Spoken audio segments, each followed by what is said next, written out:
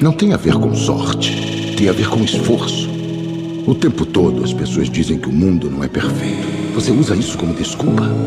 Ou você trabalha e tenta melhorar as coisas do jeito que conseguir?